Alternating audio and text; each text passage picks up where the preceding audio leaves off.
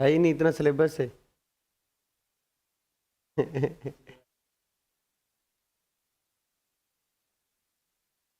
सभी बच्चों को very good morning, Radhe Radhe, जय श्री कृष्णा। बेटा कैसे हैं आप सभी लोग? सभी बच्चों को very good morning, Radhe Radhe, जय श्री कृष्णा। बेटा हाँ जी, ये अपने ऑप्टिक्स का लेक्चर नंबर 2 है। क्या है? ऑप्टिक्स का लेक्चर नंबर 2। फर्स्ट में आपको क्या करवाया था मैंने? इंट्रोडक्शन। फर्स्ट ही डाल दिया इसको लेक्चर।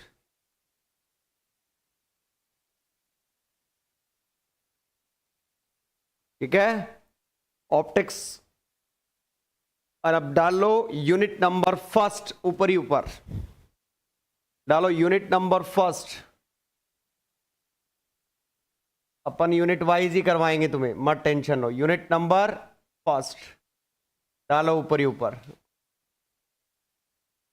आइए, यूनिट नंबर फर्स्ट पूरी की पूरी इंटरफेरेंस पे बेस्ड है। किस पे बेस्ड है?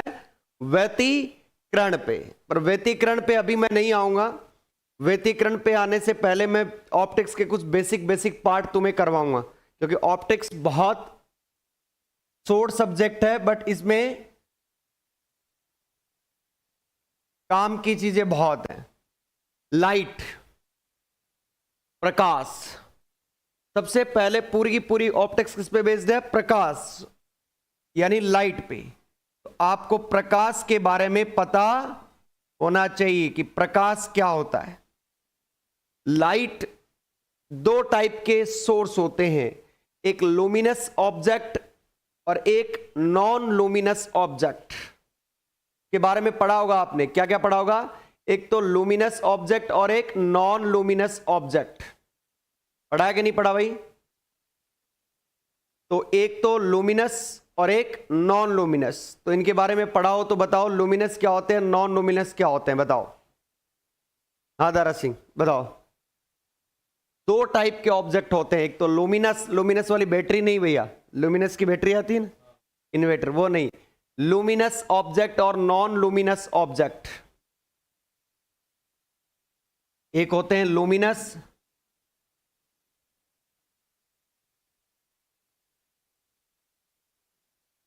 अब तो लुमिनस ही देख ले, इसको हिंदी में तो क्या ही देखेगा। एक बार इसको इंग्लिश में देखो। एक तो होता है लुमिनस ऑब्जेक्ट और एक नॉन लुमिनस ऑब्जेक्ट। ठीक, तो ध्यान से सुनिएगा। लुमिनस ऑब्जेक्ट वो ऑब्जेक्ट होते हैं जो खुद का प्रकाश जनरेट करते हैं, जो खुद का लाइट जनरेट करते हैं। फॉर एग्जाम्पल मैं तुमसे बात करूं, सन। सन एक लुमिनस ऑब्जेक्ट है जो कि खुद का प्रकाश क्या कर रहा है? जनरेट कर रहा है। कैंडल, मोमबत्ती, समझ रहे हो मेरी बात? ट्यूबलाइट, ईटीसी, ये क्या है? खुद का प्रकाश जनरेट करते हैं। तो इस टाइप के ऑब्जेक्ट हम क्या बोलते हैं? उनको लुमिनस ऑब्जेक्ट। दूसरा होता है नॉन लुमिनस ऑब्जेक्ट, यानी वे ऑब्जेक्ट जो खुद का प्रकाश जनरेट नहीं कर रहे। बहुत सारे हैं, कितने भी ले लो, टेबल ले लो, फैन ले लो, बहुत सारे। चंद्रमा, चंद्रमा ऑलवेज क्या होता है, सॉरी, ऑल्सो क्या होता है? नॉन लुमिनस ऑब्जेक्ट, बिकॉज चंद्रमा किसकी वजह से दिखाई देता है? सन की वजह से दिखाई देता है। ठीक है ना? तो नॉन लुमिनस ऑब्जेक्ट और लुमिनस ऑब्जेक्ट क्यों कैटेगराइज किया गया इनको?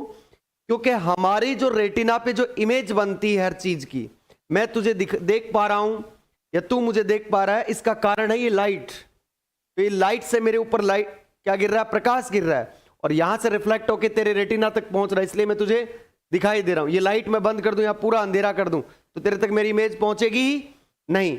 मतलब नॉन लुमिनस ऑब्जेक्ट पे किसी लुमिनस ऑब्जेक्ट का प्रकाश गिरना जरूरी है, तभी उसकी इमेज हमारी रेटिना पे पड़ेगी और हमें दिखाई देगा। तो सर जो इस दुनिया में 90% जो ऑब्जेक्ट होते हैं वो क्या होते हैं? नॉन लुमिनस ऑब्जेक्ट होते हैं, जिन्हें लुमिनस ऑब्जेक्ट की हेल्प से हमें देख पाते हैं। तो पहली बात समझ में आई, लुमिनस ऑब्जेक्ट क्या होते हैं और नॉन लुमिनस ऑब्जेक्ट क्या होते हैं। इनका मेन बेसिक जो कारण है वो यही है कि भाई आपको ये चीजें दिखाई क्यों दे रही हैं, और इसमें प्रकाश का क्या योगदान है। तो प्रकाश का यही योगदान है कि जब तक लाइट यानी प्रकाश किसी ऑब्जेक्ट पे नहीं गिरेगा तब तक वहां से रिफ्लेक्ट होकर आपकी रेटिना तक कोई चीजें नहीं पहुंचेगी। या तो ऐसा हो कि वो जो ऑब्जेक्ट है वो खुद लुमिनस हो, वो प्रकाश जनरेट कर रहा हो, वहां से लाइट आपकी रेटिना तक गिर रही हो और आपको आसानी से वो चीजें दिखाई दे दे। समझ गए? तो दुनिया में 90% ऑब्जेक्ट क्या होते हैं? लुमिनस ऑब्जेक्ट होते हैं, सॉरी नॉन लुमिनस ऑब्जेक्ट। और non luminous object luminous object की वजह से ही दिखाई देते हैं, और लुमिनस ऑब्जेक्ट खुद की डायरेक्ट लाइट जनरेट करते हैं, इसलिए वो दिखाई हमें दे देते हैं। और नॉन लुमिनस के लिए क्या चाहिए? हमें प्रकाश इंसिडेंट होकर हमें रिफ्लेक्ट होना चाहिए। क्लियर है? बताओ कोई दिक्कत है क्या? अब देखो, कोई भी ऑब्जेक्ट लाइट की वजह से ही देख पाते हैं, इसलिए हमें रात को ऑब्जेक्ट नहीं दिखाई देते हैं। नहीं दिखाई देते ना, क्योंकि उस समय क्या होता है, हमारे पास प्रकाश उपलब्ध नहीं होता। मून एक खुद क्या है? नॉन लुमिनस ऑब्जेक्ट है, क्योंकि मून किसकी वजह से दिखाई देता है? सन की वजह से दिखाई देता है। क्लियर है? अब हमारी बात आती है लाइट की। ये तो जनरल बात हो गई।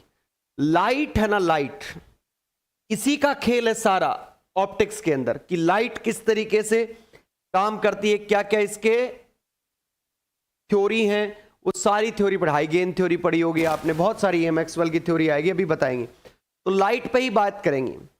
लाइट यानी प्रकाश। प्रकाश एक ऊर्जा का स्रोत ही होता है। क्या होता है? प्रकाश एक ऊर्जा का रूप होता है, एनर्जी की फॉर्म होती है लाइट, ठीक है, जो एक स्थान से दूसरे स्थान तक क्या होता है? संचरित होता है।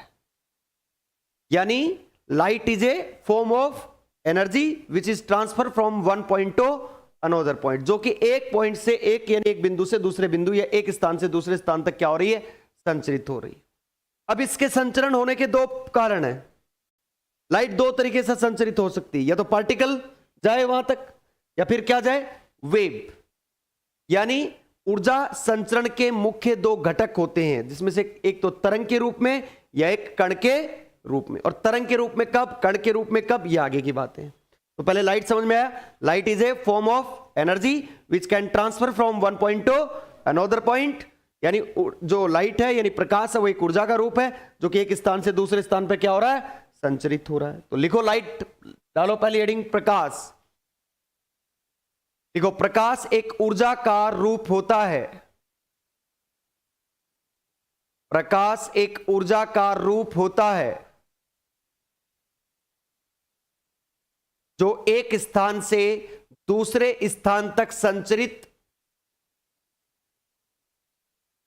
प्रकाश एक ऊर्जा का रूप होता है जो एक स्थान से दूसरे स्थान तक संचरित हो जाता है।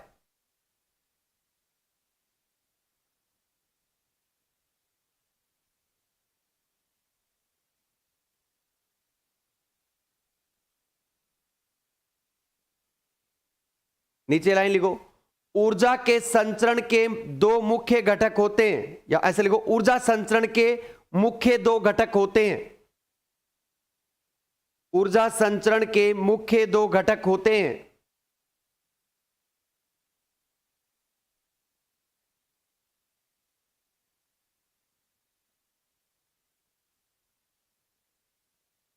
ऊर्जा संचरण के मुख्य दो घटक होते हैं।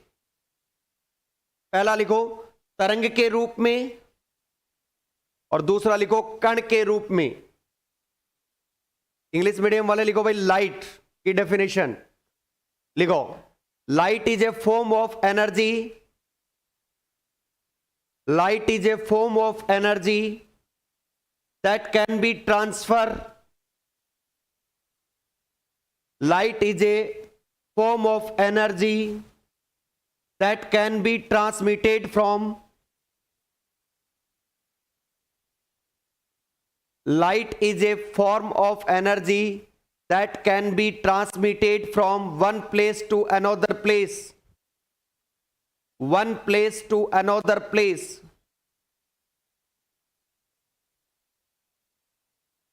पैराग्राफ चेंज करके नीचे एक लाइन लिखो, there are two main component There are two main component.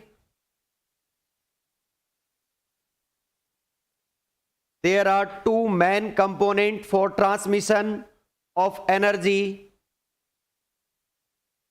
For transmission of energy. First लिखो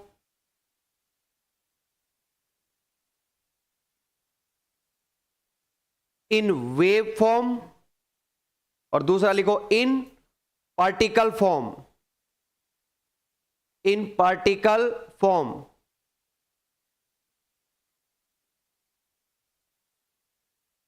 In particle form. अब हम बात करेंगे प्रकाश की प्रकृति है ना, जो कैसी होती है और उसके सिद्धांत क्या क्या हैं. शुरू में जब आए तब किस किस ने क्या क्या सिद्धांत थी. देखो शुरू में जो सिद्धांत आए थे उनमें कमियां थी, फिर धीरे धीरे उन कमियों को दूर करते गए और लास्ट में सिद्धांतों पे निकले. ठीक है, अभी अपन वो सिद्धांत पढ़ेंगे जो शुरू में आए थे. ये मत मान लेना कि वही सिद्धांत आगे चलेंगे, नहीं. ये सिद्धांत क्या हुआ था कि धीरे धीरे अपग्रेड हो गए थे. इनमें जो कमियां थी वो पूरी कर दी गई थी और फिर हमें प्रकाश के बारे में सही इंफॉर्मेशन मिली. तो प्रकाश की प्रकृति के सिद्धांत, पहले हेडिंग डालो प्रकाश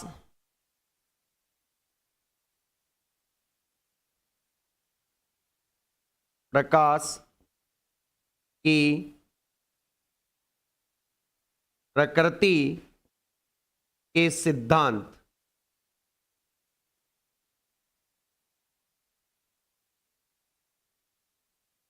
प्रकृति के सिद्धांत डालो हेडिंग प्रकाश की प्रकृति के सिद्धांत और इंग्लिश में लिखो principle of nature of light. Principal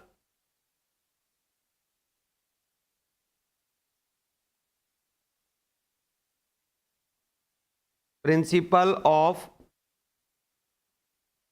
light of nature.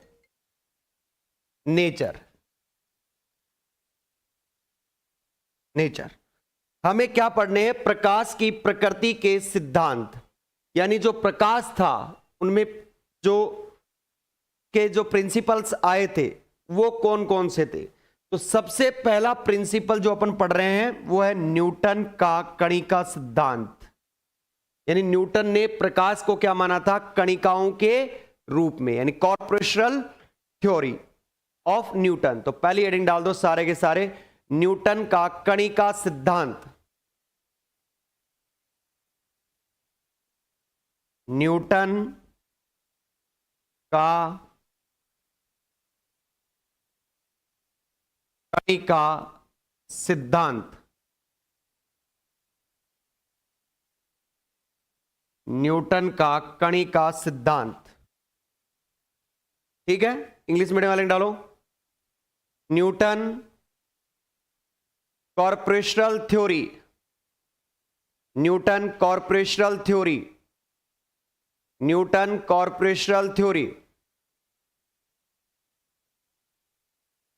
Newton corpuscular theory. अब आया भैया न्यूटन. 1960 की बात है. कितने की बात है, 1960.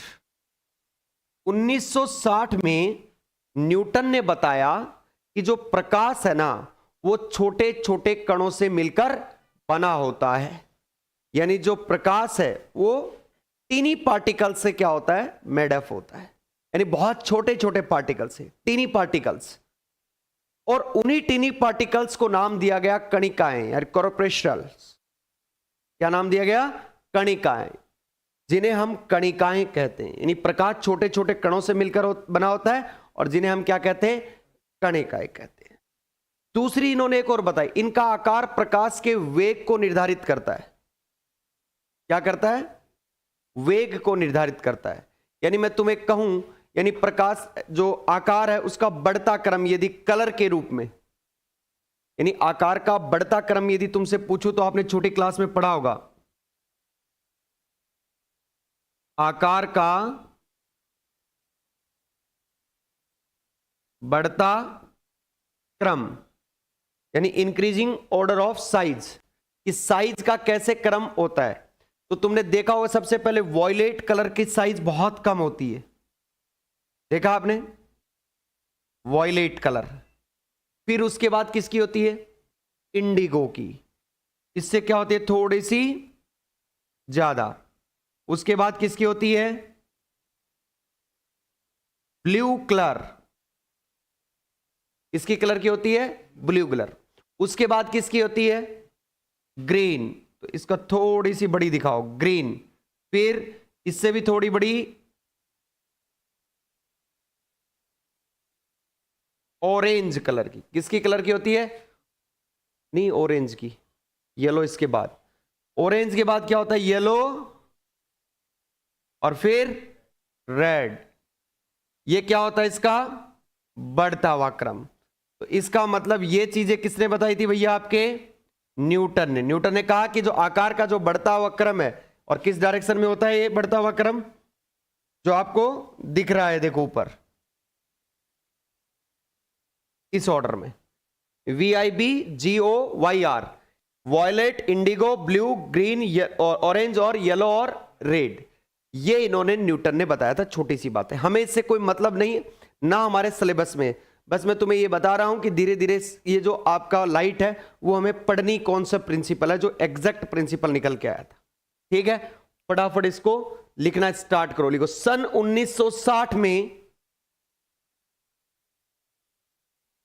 सन 1960 में न्यूटन ने बताया कि प्रकाश छोटे छोटे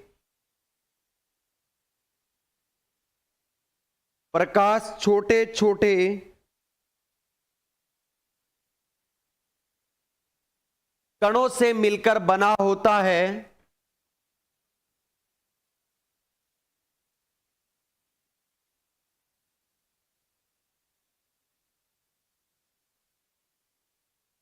कणों से मिलकर बना होता है। शेखावटी यूनिवर्सिटी के लिए के एमएससी का कोर्स मिल जाएगा। भाई एमएससी का कोर्स मिल जाएगा, पर आपने जो कमेंट किया था हिंदी मीडियम, हिंदी मीडियम में नहीं होता एमएससी, ठीक है ना, इंग्लिश में ही होता है पूरा। ठीक है, पूरा का पूरा किसके अंदर होता है, इंग्लिश के अंदर होता है। ठीक है, चलो, हाँ क्या लिखा आपने, प्रकाश छोटे छोटे कणों से मिलकर बना होता है जिन्हें कणिकाएं कहती हैं, कणिकाएं कहते हैं। नीचे एक पैराग्राफ चेंज करके लिखो, इनका आकार प्रकाश के वेग को निर्धारित करता है। इनका आकार प्रकाश के वेग को निर्धारित करता है। अब ये बात समझ में आएगी तुम्हारे, वेग को निर्धारित कैसे करता है। ये बात कि न्यूटन ने बताया था कि मान लो इंडिगो कलर है, उसका आकार क्या है, छोटा, तो उसकी वेलोसिटी क्या होगी, कम। इंडिगो थोड़ा सा बड़ा है तो उसकी वेलोसिटी, तो ये आकार का बढ़ता क्रम है। आकार इन पे क्या डिपेंड करता है, वेलोसिटी पे डिपेंडेड। तो ये उतारना इसके जस्ट नीचे, जहां आपने लाइन लिखी इसके नीचे, ये पूरा का पूरा क्लियर। इंग्लिश में लिखो भाई, कॉर्पोरेशनल थ्योरी ऑफ न्यूटन। लिखो, इन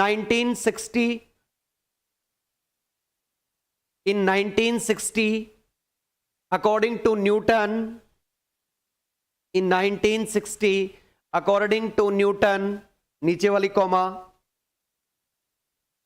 light is made up of teeny particle. Light is made up of teeny particle which is called corpuscles, which is called corpuscles.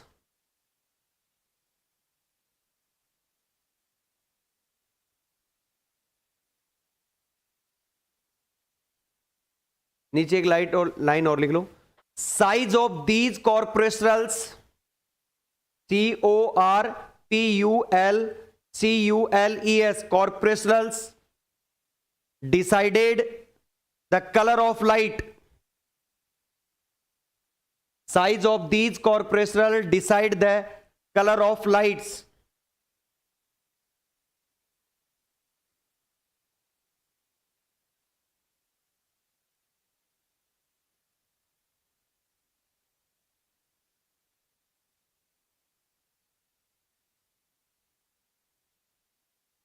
ठीक है, अब हेडिंग डालिएगा बेटा आगे वाली, हाइगेन का तरंगाग्र सिद्धांत। दूसरी कौन सी आए उसके बाद? हाइगेन का तरंगाग्र सिद्धांत।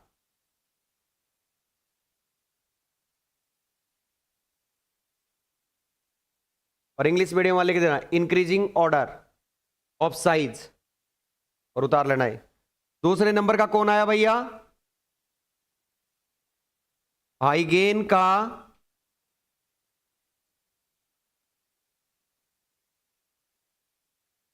तरंगाग्र सिद्धांत। लिखो भाई, हाइगेन्स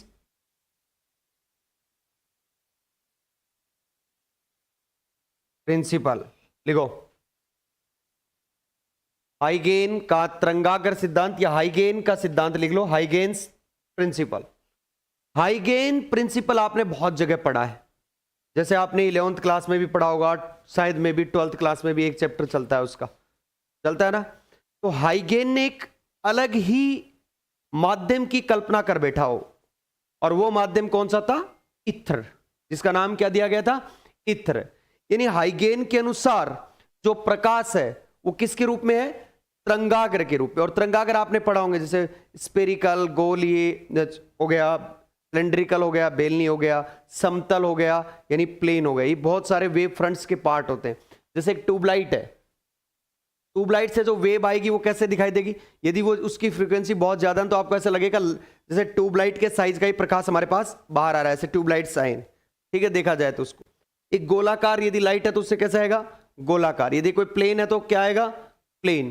तो इससे इसके आधार पे हमें क्या बोला गया था? वेव फ्रंट को कैटेगराइज किया गया था, यानी तरंगाग्र को। ये तरंगाग्र कितने प्रकार के होते हैं? समतल, गोलीय और बेलनीय। आगे जाके अपन इसको पढ़ेंगे। तो पहली बात तो हाइगेन के अनुसार जो प्रकाश है ना वो किसके रूप में होगा? तरंगाग्र के रूप में। दूसरी बात, प्रकाश को एक स्थान से दूसरे स्थान तक जाने के लिए माध्यम की आवश्यकता होगी। यानी किसी भी लाइट को, यदि ये आपका अकॉर्डिंग टू हाइगेन, यदि ये मान लो कमरा है, इसमें से पूरा वैक्यूम कर दूं, कोई मीडियम ना हो, तो मैं आपको नहीं देख पाऊंगा। क्यों? क्योंकि मुझे क्या चाहिए? हाइगेन के अनुसार मुझे मीडियम की रिक्वायरमेंट है। किसकी आवश्यकता है? माध्यम की आवश्यकता है। अब दूसरी बात, माध्यम आ गई तो पूछा गया माध्यम है कौन सा? तो इस माध्यम को उसने क्या नाम दिया? इथर कहा गया। उसने क्या कहा कि ये मीडियम जो है कौन सा है? इथर है। दूसरी बात, इथर माध्यम के कुछ गुण होते थे, प्रॉपर्टी। उसने बता दिया कि ये मीडियम होगा, ये होगा कैसा? ये एक पारदर्शी माध्यम होगा, ट्रांसपेरेंट क्या होगा? मीडियम। जो ऐसे नहीं कि मीडियम दिखाई देगा, नहीं, एकदम ट्रांसपेरेंट मीडियम होगा, पारदर्शी माध्यम होगा। इस इथर की कंडीशन बताई थी उसने। दूसरा, इसका जो घनत्व है वो बहुत ही कम होगा। इसकी जो डेंसिटी, भाई डेंसिटी बहुत ज्यादा हो तो आपको पता ही क्या होता है? मास पर यूनिट वॉल्यूम, यानी वॉल्यूम के अंदर आपका मास ज्यादा होना, जबकि इसकी डेंसिटी क्या होती है? बहुत ही कम होती है, इसने ये बताई। तीसरी बात बताई, इसकी प्रत्यास्थता बहुत अधिक होती है, यानी इसका लचीलापन, ये लचीला बहुत होता है। इसकी इलास्टिसिटी क्या होती है? बहुत ज्यादा। ये ट्रांसपेरेंट होता है, इसकी डेंसिटी बहुत कम होती है। तीसरा पॉइंट, इथर माध्यम बहुत लचीला तो होता है, इसके साथ हाइगेन का जो प्रकृति होती है ना प्रकाश की, वो अनुप्रस्थ प्रकृति बताई। कैसी प्रकृति बताई? सॉरी, अनुदैर्घ्य प्रकृति बताई। कैसी प्रकृति बताई? अनुदैर्घ्य। क्योंकि अभी दो आएंगी, एक अनुदैर्घ्य और एक अनुप्रस्थ, ट्रांसफर और एक लॉन्गिट्यूडनल, दोनों के बारे में अभी बताएंगे। तो हाइगेन के अनुसार प्रकाश एक स्थान से दूसरे स्थान किसके रूप में जाता है? तरंगाग्र के रूप। और इसके लिए एक मेन कंडीशन थी, वो क्या थी? आवश्यकता इसके लिए मीडियम की रिक्वायरमेंट होती है। और इसने भाई साहब ने मीडियम भी डिफाइन कर दिया, और वो मीडियम कौन सा दिया? इथर। इसके साथ साथ उसने इथर की कंडीशन भी बता दी कि वो मीडियम कैसा होगा? लचीला होगा, डेंसिटी बहुत कम होगी, और पारदर्शी होगा, ट्रांसपेरेंट होगा, और दूसरा ये अनुदैर्घ्य प्रकृति का होगा। क्लियर? बताओ, कोई भी हाइगेन के अनुसार प्रकाश अनुदैर्घ्य प्रकृति का, ठीक है ना? तो ये कंडीशंस हाइगेन्स में आई थी। तो लिखो हाइगेन का सिद्धांत, हाइगेन थ्योरी। देखो, हाइगेन के अनुसार प्रकाश तरंगाग्र के रूप में होता है। हाइगेन के अनुसार प्रकाश तरंगाग्र के रूप में होता है।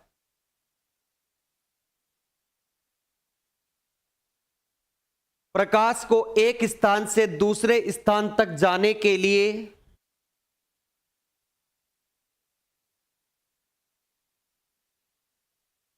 प्रकाश को एक स्थान से दूसरे स्थान तक जाने के लिए एक माध्यम की आवश्यकता होती है। इस माध्यम को ईथर कहा गया। इस माध्यम को ईथर कहा गया।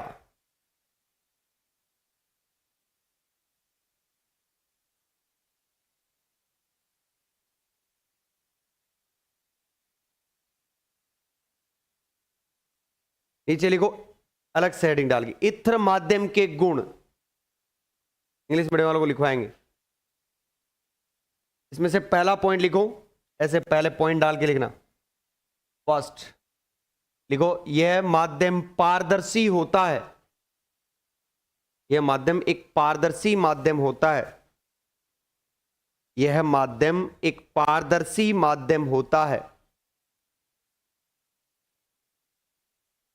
दूसरा लिखो, इसका घनत्व बहुत कम होता है। इसका घनत्व बहुत कम होता है।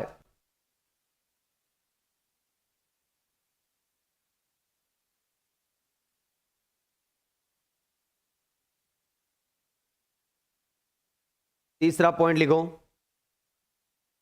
इसकी प्रत्यास्थता बहुत अधिक होती है।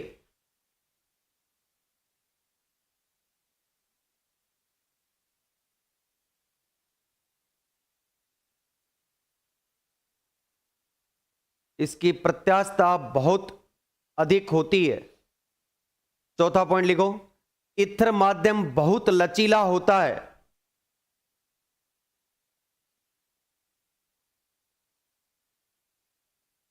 हाँ, वो एक ही बात है, आगे और लिख लो एक पॉइंट। यह माध्यम बहुत लचीला होता है। नीचे लिखो, हाइगेन के अनुसार प्रकाश की प्रकृति अनुदैर्घ्य प्रकृति होती है। हाइगेन के अनुसार प्रकाश की प्रकृति अनुदैर्घ्य प्रकृति होती है।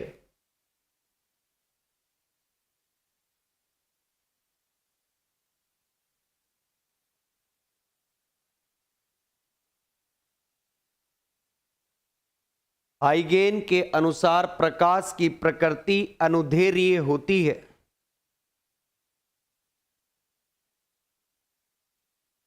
इंग्लिश मीडियम लिखो, हाइगेन प्रिंसिपल लिखो। According to Huygens theory, according to Huygens theory, नीचे वाली comma, light is in the form of wave front. Light is in the form of wave front. Wave front, full stop. From, जैसे लिखो, for transmission of the light, for transmission of light from one place to another place, one place to another place, a medium is required. For transmission of light from one place to another place, a medium is required. नीचे वाले comma, this medium is called ether, E-T-H-E-R. This medium is called ether.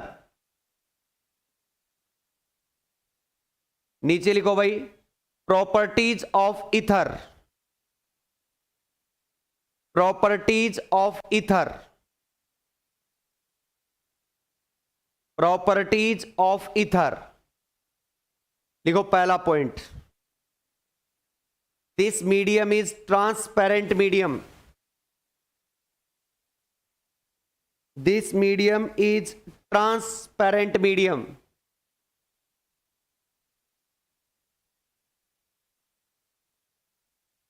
दूसरा लिखो, density of ether medium is very less, density of ether medium is very less.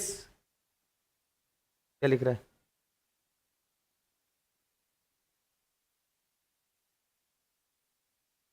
Density of ether medium is very less. तीसरा point लिखो, elasticity of ether medium is very high. Elasticity of ether medium is very high.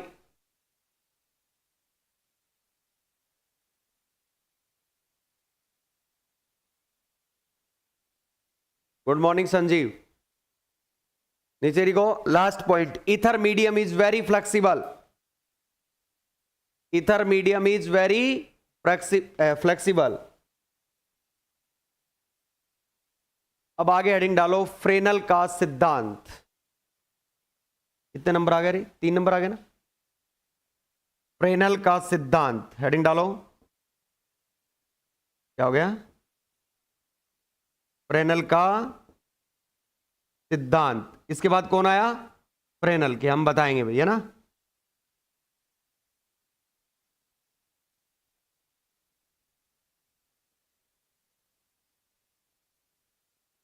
Fresnel principle लिखो, Fresnel का सिद्धांत।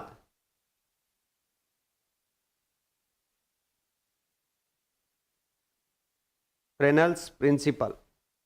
हाँ तो Fresnel देखो,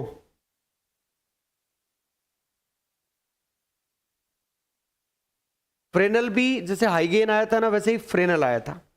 अब Fresnel का कंसेप्ट कुछ और बताया, जैसे न्यूटन ने तो छोटे छोटे कणों के रूप में बताया। हाइगेन आया, उसने क्या बोला कि प्रकाश वेव फ्रंट के रूप में होता है और उसके मीडियम की रिक्वायरमेंट होती है। अब फ्रेनल जैसे ही आया, उसने प्रकाश की प्रकृति उल्टी बता दी। हाइगेन ने क्या बताया था कि अनुदैर्घ्य प्रकृति होती। इसने आते ही सबसे पहले बोला, फ्रेनल ने बोला प्रकाश की प्रकृति क्या होती है? अनुप्रस्थ प्रकृति होती है। अब अनुप्रस्थ और अनुदैर्घ्य यानी लॉन्गिट्यूडनल और ट्रांसवर्स क्या चीज होती है, वो आगे की बात है। तो पहला फ्रेनल ने क्या बोला? फ्रेनल के अनुसार प्रकाश की प्रकृति कैसी होती है? अनुप्रस्थ प्रकृति। पहला पॉइंट तो ये है, दोनों से ऊपर मैच नहीं खा रहा, क्योंकि प्रकाश का ध्रुवण संभव है। आगे पढ़ेंगे भी कि लाइट क्या होती है? पोलराइज्ड होती है। अब पोलराइजेशन संभव हो तो पोलराइजेशन किसका होता है? अनुप्रस्थ प्रकृति का। तो प्रकाश का नेचर क्या है? अनुप्रस्थ है, यानी अनुदैर्घ्य नहीं है। दूसरी बात उसने क्या बोली कि अनुप्रस्थ तरंगे को माध्यम की आवश्यकता नहीं होती, यानी ट्रांसवर्स जो वेव होती है उनको क्या होती है? मीडियम की रिक्वायरमेंट नहीं होती। तो ऊपर वाला क्या बोल रहा है? अर्थात हाइगेन द्वारा प्रस्तुत विचार क्या रहे? असफल रहे। यानी फ्रेनल ने आता है हाइगेन को तो क्या कर दिया कि नहीं भाई, तेरा वाला विचार तो यहां नहीं चलेंगे, क्योंकि लाइट है उसका पोलराइजेशन हो रहा है, और पोलराइजेशन किसका होता है? अनुप्रस्थ प्रकृति का। तो तू जो अनुदैर्घ्य बोल रहा है वो तो वो बात है ही नहीं। दूसरी बात, जो प्रकाश है उसकी नेचर कैसी हो गई? अनुप्रस्थ प्रकृति। ठीक है। दूसरी बात तू बोल रहा है कि इसको, इसके लिए क्या चाहिए? मीडियम की रिक्वायरमेंट, जबकि अनुप्रस्थ को मीडियम की रिक्वायरमेंट होती है। तो ये चीजें तो यहां कैंसिल हो गई, ये फ्रेनल ने बता दिया। चलो नीचे लाइन लिखो, फ्रेनल के अनुसार प्रकाश की प्रकृति अनुप्रस्थ होती है। फ्रेनल के अनुसार प्रकाश की प्रकृति अनुप्रस्थ होती है।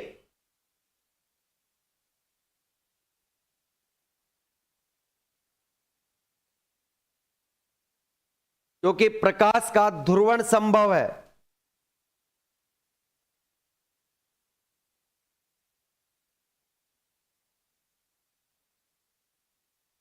क्योंकि प्रकाश का ध्रुवण संभव है।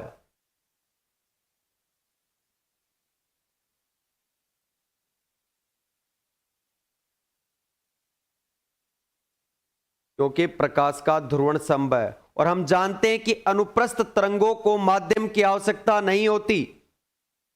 और हम जानते हैं कि अनुप्रस्थ तरंगों को माध्यम की आवश्यकता नहीं होती है।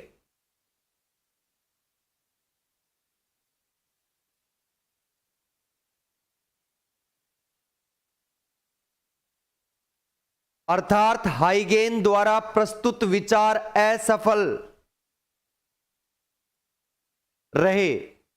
अर्थात हाइगेन द्वारा प्रस्तुत विचार असफल रहे।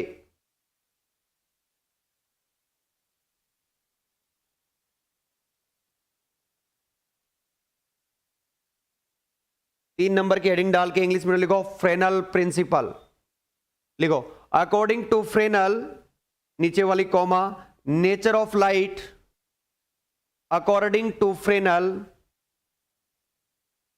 नीचे वाली comma, nature of light is transverse,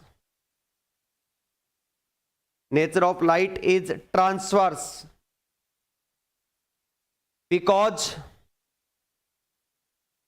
because polarization of light is possible, because polarization of light is possible, full stop. And we know that medium is not required, and we know that medium is not required for transverse wave. Medium is not required for transverse wave. For transverse wave. That is ideas of Huygens. That is ideas of Huygens.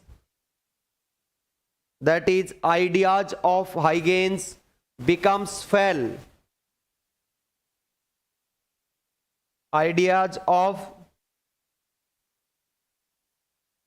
Huygens becomes fell.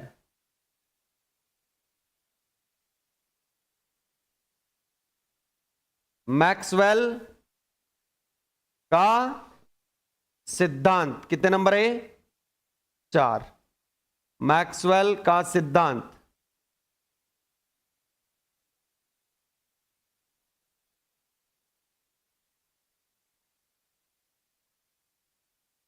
लिखो Maxwell principal. अब इसके बाद कौन आया? Fresnel के बाद Maxwell. और Maxwell ने क्या बताया कि जो प्रकाश होता है ना, वो विद्युत चुंबकीय तरंगों के रूप में होता है, और यहीं से अपना वेव का काम स्टार्ट हो गया था। लगभग यहां से प्रकाश क्या बोला है, वेव नेचर को मैक्सवेल समझाता है, पार्टिकल नेचर को न्यूटन। फिर आगे जाके मैक्स प्लांक ने इसको कंप्लीटली समझा दिया था पूरा, कि पार्टिकल नेचर और वेव नेचर।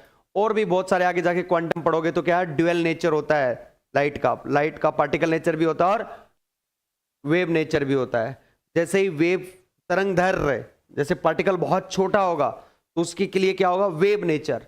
पार्टिकल जैसे ही बड़ा होगा उसका कैसा नेचर हो जाएगा, पार्टिकल नेचर, क्योंकि उसकी वेवलेंथ क्या हो जाएगी, कम। और जैसे पार्टिकल की साइज छोटी होगी वेवलेंथ बड़ा हो जाएगी। ठीक है, अब वेवलेंथ क्या होती है वो आगे जाके बताएंगे।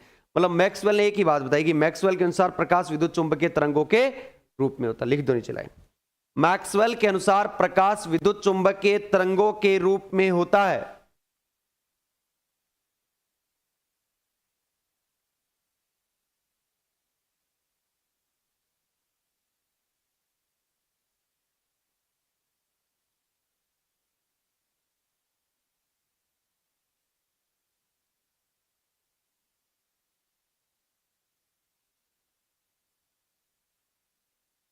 विद्युत चुंबकीय तरंगों के रूप में होता है। इंग्लिश में लिखो, according to Maxwell,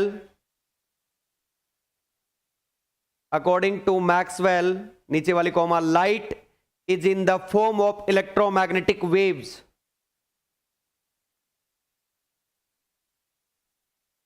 according to Maxwell, नीचे वाली comma, light is in the form of electromagnetic waves.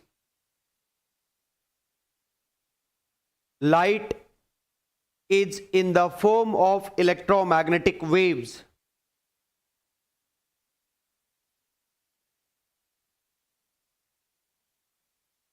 Last and final लिखो प्लांक्स प्रिंसिपल।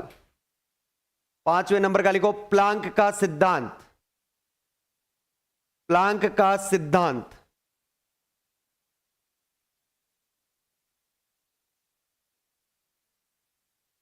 प्लांक का सिद्धांत 5वें नंबर का। प्लांक्स, लिखो प्लांक्स प्रिंसिपल, प्लांक का सिद्धांत। अब आओ लिखो, प्लांक के अनुसार प्रकाश छोटे छोटे बंडलों के रूप में होता है। प्लांक के अनुसार प्रकाश छोटे छोटे बंडलों के रूप में होता है, जिन्हें ऊर्जा का क्वांटा कहा जाता है। जिन्हें ऊर्जा का क्वांटा कहा जाता है। जिन्हें ऊर्जा का क्वांटा कहा जाता है। प्लांक के अनुसार ऊर्जा E बराबर NH न्यू होती है। प्लांक के अनुसार ऊर्जा E बराबर NH न्यू होती है।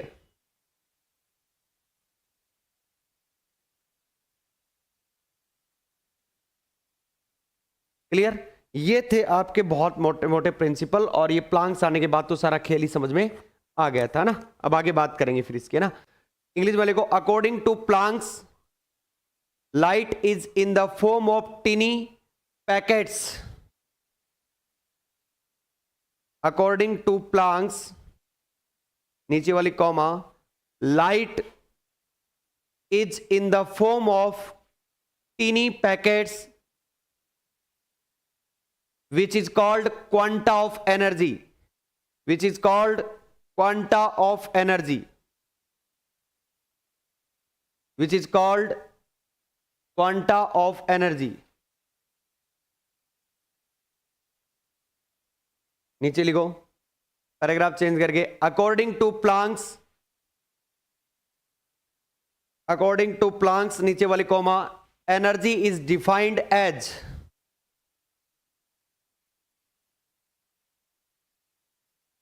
according to Planck's energy is defined as E equals to NH nu।